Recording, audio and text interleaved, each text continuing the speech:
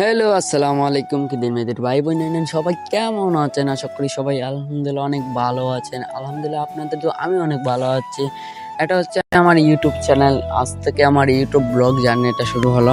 এর আগে আমি মানে এর আগে আমি ফুল ব্লগ আপলোড করছি। এখন থেকে মিনি ব্লগ আশা করি আমি ডেইলি আপলোড করার চেষ্টা করবো, মিনি ব্লগ।